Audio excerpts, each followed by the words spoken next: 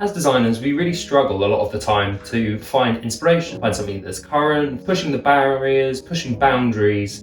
Hi, I'm Connor, I'm a digital designer based in Southampton, and this is a really cool website that I've found. This website is called DesignCoolStuff. At the moment, I cannot actually remember who compiled it, but I'll put them in the description. And what this is it's sort of an alternative to awards. And as you can see, it's a directory of brand and digital product design studios doing cool stuff. The reason that I like this is the fact that it kind of makes design a lot more sort of tangible and a lot more sort of within your reach. I feel like as designers, we do have this ability and this almost ability to put a bit of self-criticism on ourselves. You know, we really struggle to find, and we always see that those really top tier, those really like top level design agencies that we just don't feel like we can reach. A place like this really allows you to just get a really good idea that you can do design. That makes it seem as if I'm dumbing down the design that's on this. However, I really feel like there's a fantastic way to go about it. So let me just show you how I sort of use this site. What I tend to have done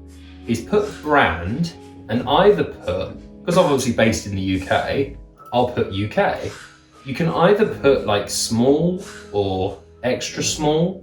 So you can select multiple. So I tend to put like extra small or small. And the reason I do that is because a lot of these tend to just be run by a handful of people. And that, I think, is a really big thing that kind of you get away from those barriers and you're just sort of like, oh, well, if a handful of people can do it, I can do it. You can see something like this, like Bearded Creative Studio. I'll try and link all of these in the description as well. So something like this is a really cool website. You know, you've got a very strong, bold font here. You've got a sort of interesting icon. You've got this sort of scrolling banner. And you can use this type of thing to search for inspiration that's useful. You look at a logo like this, for example, this Nourish Microgreens, you can see that it's using this sort of almost slab serify type font. You know, it's almost like that Ivy Presto, that type of font that's very in right now.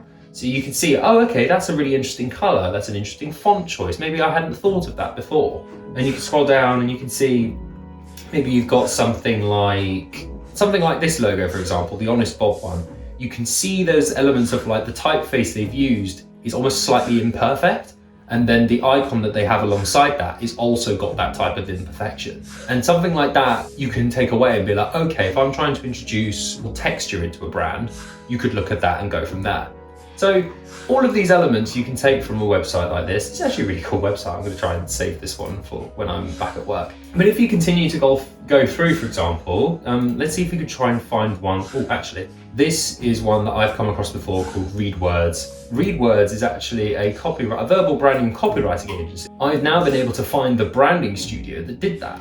So I never realized that you could do that, and that's actually a really cool thing to do. So now you can see you've got brands like Aha, you've got Create Unforgettable, you know. Let's actually look at first new brand launch in over a decade. Okay, that's cool. So you can look at it like this. You can see how people are sort of showcasing products, showcasing their work, portfolios. This is good from a visual point of view. So that's really interesting to sort of see. And it's kind of like leads you down this whole website can kind of lead you down this rabbit hole to try and find different projects. Let's look at the Byron one. Let's go into the Byron Burgers. It's a great little branding piece. I was a really big fan of it when they redid it. We've got statistics here, as well as showing the icons in motion. You've also got, so this is something really interesting of like, you could see, for example, you could take inspiration from this and show how does real life photography fit in with an illustration style. So something like that would be really, really cool to try out. So again, it's little elements like that you can take and really introduce. This is also a really cool section. So you can see how you're using almost semi mock-ups. So maybe you don't want to use a mock-up. Maybe you could try something like this. Doing Cool Stuff is a really great website. You're able to find a lot of sort of branding, a lot of ideas and a lot of sort of inspiration from here. If you found this really useful, I'd appreciate a like. I'd appreciate if you could subscribe eventually. And if you're looking for more inspiration and different ideas of how to get inspiration, you might want to check out my next video.